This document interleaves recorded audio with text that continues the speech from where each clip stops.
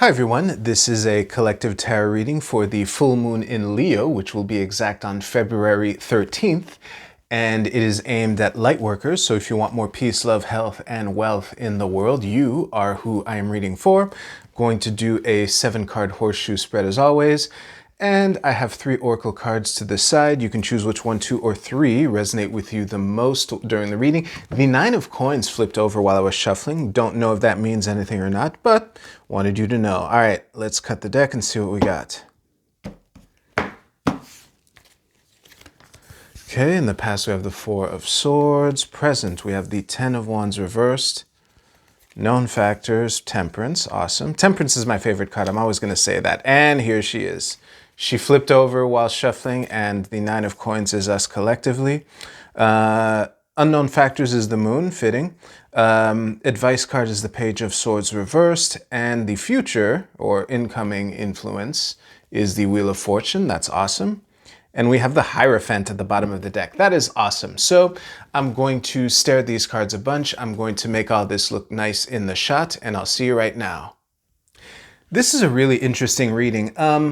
I'd say that in short, the opportunity that is hinted at by the Wheel of Fortune in the future here, the invitation to best be positioned to capitalize on this is to start teaching what you know. This is a pretty clear flavor of that, and the specific flavor will be dug into when we go more into these. Actually, these 2 cards are included as well. So let's get into it. The thing that is making me much more likely to read you as the Hierophant in this card as opposed to one of the students, you know, when a couple seconds ago when I said teach what you learn, what you know, is the 9 of coins as us collectively and the 4 of swords in the past. I think that this is, you know, enough to teach someone who's further behind than you are, basically. But there are some really important challenges that I'm kind of eager to get into, but I don't want to get ahead of myself.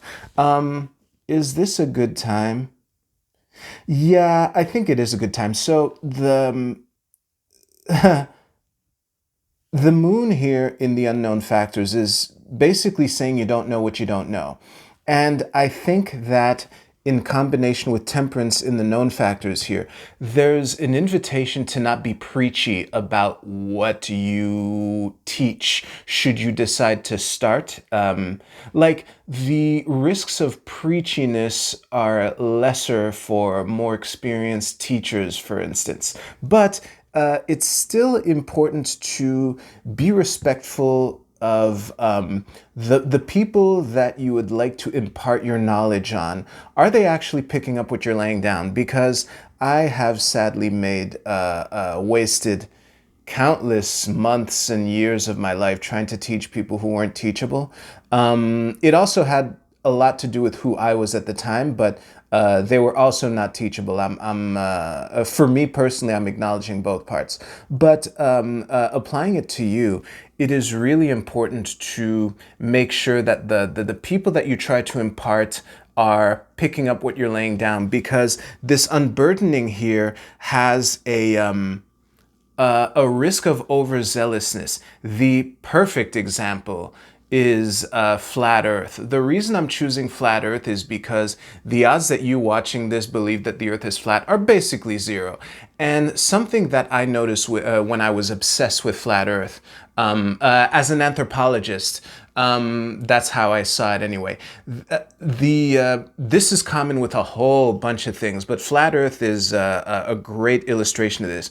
When you first learn that the earth is flat and that we've been lied to and that, you know, there's no such thing as outer space or whatever, it's really important for everyone you know to know about it right now. You cannot wait till tomorrow. You need to speed dial everyone in your contacts list and talk to them about the earth being flat. Talk to them about how the sun gets smaller and smaller as it sets. Talk to them about how the horizon is always eye level no matter how high you are. That's not true. But all that shit.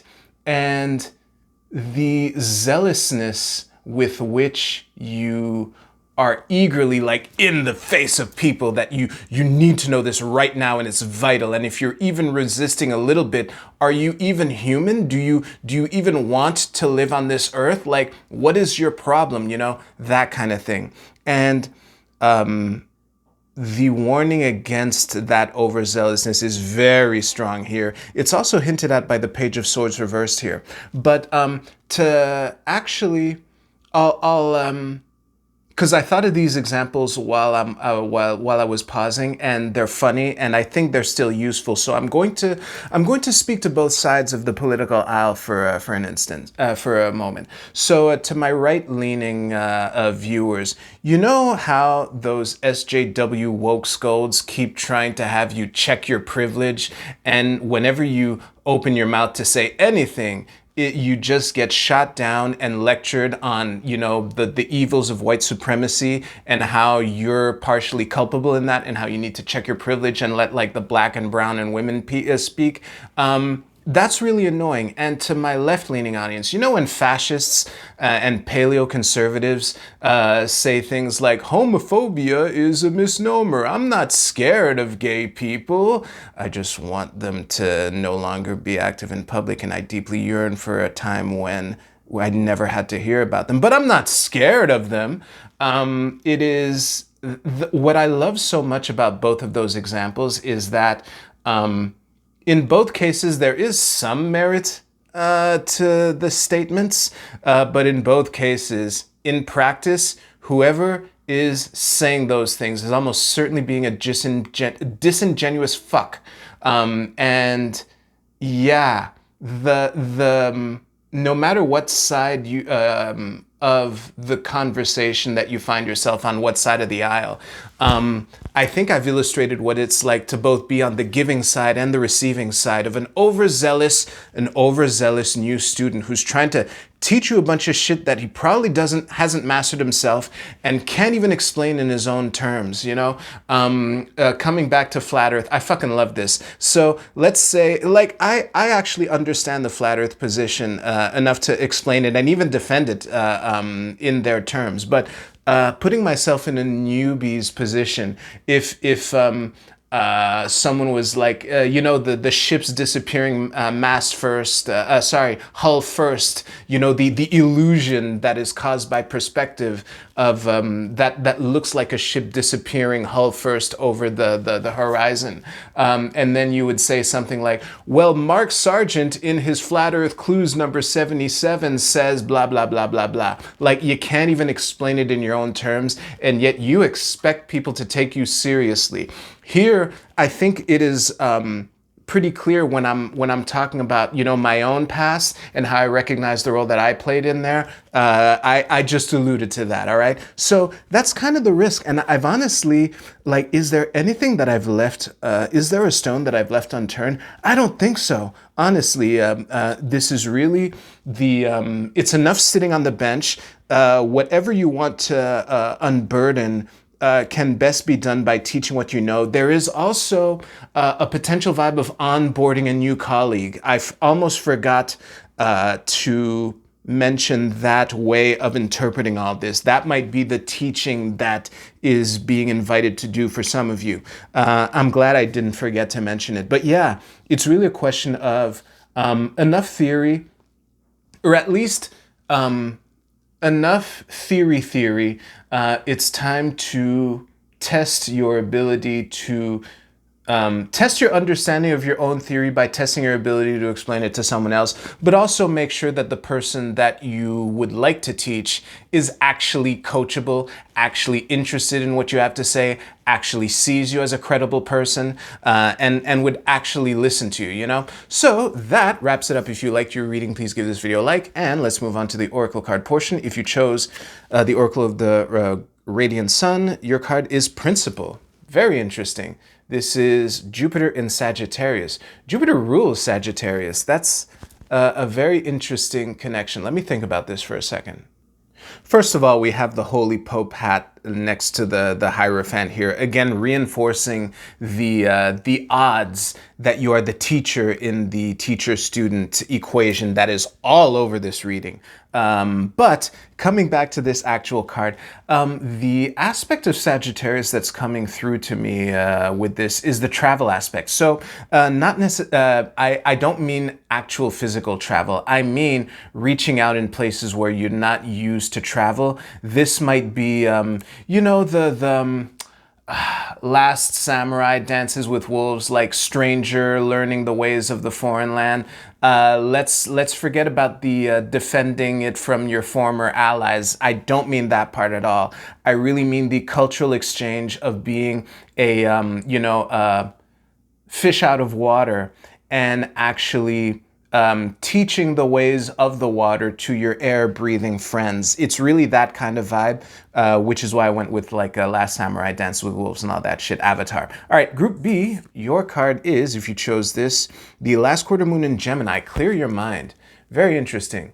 If the last quarter moon is in Gemini, that means the sun is in Virgo. Give me a second. Okay, the straightforward way of reading this is, because the last quarter moon is kind of like the final preparations before you begin the new cycle, you know? And in the, you know, this is an interchange between both mercurial signs, which is giving me the, make sure that you actually understand and be humble. Oh, that might be it. For a lot of you, actually, this might be an invitation for humility, because the clear your mind thing, contextualized in this way, would be the, do you know how long I've been doing this? I've watched so many flat earth videos. Who are you to ask me about, you know, diverging sun rays? So yeah, that would be the risk for those of you who chose this card, more likely. If you chose this card, it's the koala spirit. Spirit has a plan. Every time I pick this card, I always want to jokingly just abruptly end the reading there, but I will pause to think about it. Give me a second. Okay, this is the good old-fashioned have faith.